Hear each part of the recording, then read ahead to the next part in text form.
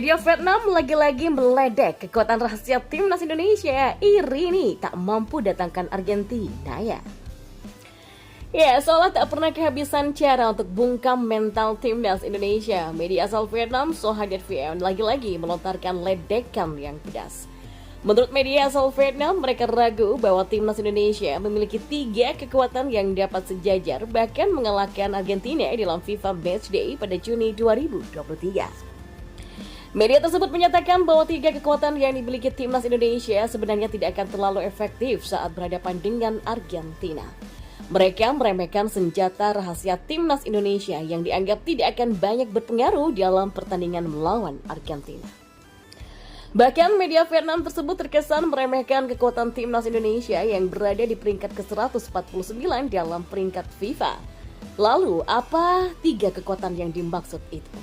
Ya, 3 kekuatan tersebut adalah dukungan supporter di Stadion Utama Gelora Bung Karno atau SUGBK, teknik lemparan dalam pertama Arhan, dan kehadiran Sinteyong sebagai pelatihnya. Kekuatan ini diyakini akan membuat Argentina kesulitan melawan timnas Indonesia. Namun, menurut Soha.vn, 3 kekuatan tersebut hanyalah hal biasa bagi timnas Argentina. Meskipun dukungan supporter akan ada dengan 60.000 penggemar sepak bola tanah air yang memenuhi SUGBK dalam pertandingan timnas Indonesia melawan Argentina. Tak cuma itu, tim sekelas Argentina sudah terbiasa bermain di hadapan penonton yang banyak dan tidak akan berpengaruh oleh tekanan tersebut. Argentina bahkan dapat bermain dengan baik dan tanpa tekanan saat melawan Prancis dalam Piala Dunia 2022 di Qatar. Selanjutnya, faktor Sinteyong. Banyak yang berpendapat bahwa pelatih asal Korea Selatan ini akan menemukan taktik untuk menahan Argentina. Terlebih lagi, Sinteyong memiliki catatan yang baik saat timnas Indonesia bermain di kandang dengan 11 pertandingan tanpa kekalahan, termasuk 6 kemenangan dan sisanya berakhir imbang. Nah, pengalaman Sinteyong sebagai pelatih timnas Korea Selatan juga dianggap dapat mengatasi Argentina. Namun, Argentina juga memiliki Scaloni, pelatih muda yang berhasil membawa La Albiceleste meraih gelar Piala Dunia 2022. Maka dengan memiliki skuad yang dipenuhi pemain bintang, Scaloni lebih diunggulkan dalam menghadapi timnas Indonesia. Terakhir, Soha.vn mencatat kekuatan lemparan dalam timnas Indonesia yang biasanya dilakukan oleh Pratama Arhan. Ya, meskipun lemparannya memiliki kekuatan yang luar biasa dan mampu mengarah langsung ke mulut gawang lawan, timnas Argentina dianggap mampu untuk mengatasi kekuatan Arhan. Back-back Argentina seperti Nicolas Otamendi, Nicolas Tagliafico, Christian Romero, dan banyak lainnya dianggap memiliki kualitas dunia dan punya keunggulan dalam pertarungan duel udara. Oleh karena itulah, alasan mengapa media Vietnam merasa bahwa 3 kekuatan timnas Indonesia tak akan berguna saat melawan Argentina pada 19 Juni 2023 nanti. Dan kita beralih ke informasi bola selanjutnya. Duel Kapten Timnas Indonesia versus Palestina. Adu kepemimpinan 2 skipper. Ya, peran kapten berpengaruh besar terhadap pencapaian suatu tim, termasuk untuk timnas Indonesia dan timnas Palestina yang akan beruji coba di FIFA Matchday pada Juni 2023. Timnas Indonesia akan menghadapi Palestina di Stadion Gelora Bung Tomo, Surabaya pada 14 Juni nanti. Jika tim Indonesia punya Fahrudin Arianto sebagai pemimpin, maka Palestina punya Rami Hamadeh. Fahrudin jauh lebih senior dan berpengalaman daripada Hamadeh. Back berusia 34 tahun ini juga sudah 53 kali membela timnas Indonesia sejak debutnya pada Juni 2012 lalu.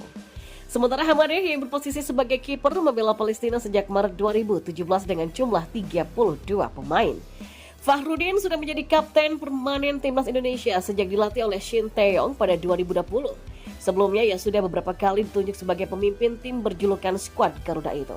Sebenarnya, pemanggilan Fahrudin oleh pelatih timnas Indonesia Shin Tae-yong untuk FIFA Matchday pada Juni 2023 diragukan sejumlah pihak.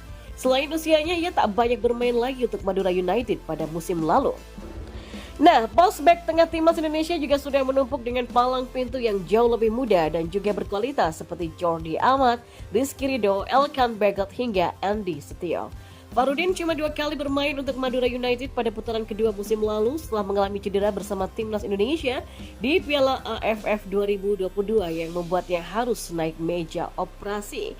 Lantas, bagaimana dengan Hamadeh? Penjaga gawang berusia 29 tahun ini baru menjadi kapten Palestina per tahun ini. Dia memimpin rekan-rekannya sewaktu melawan timnas Bahrain pada FIFA Matchday Maret 2023 kemarin.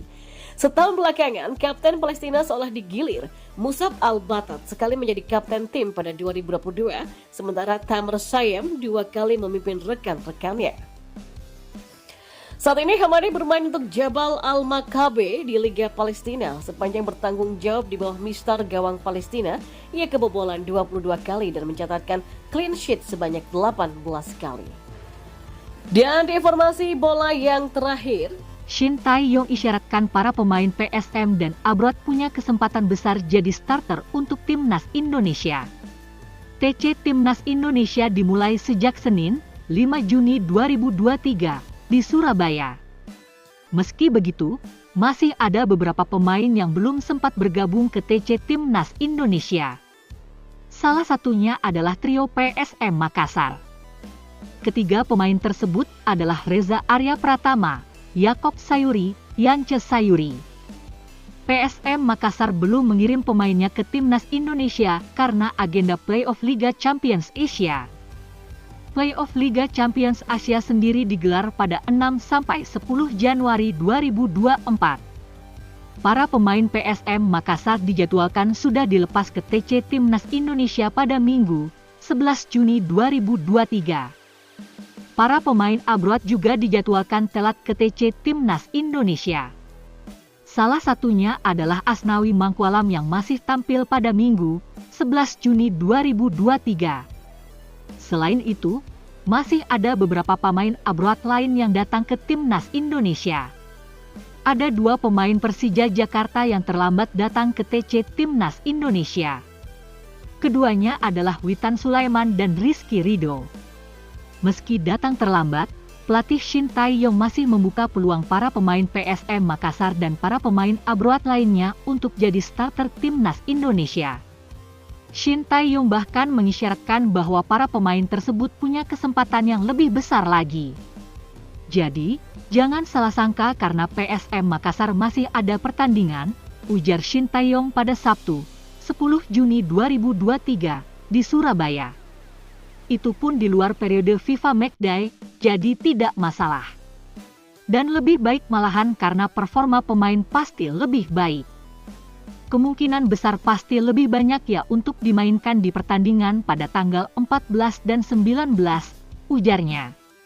Timnas Indonesia bakal punya 2 jadwal pertandingan pada FIFA Matchday Juni 2023.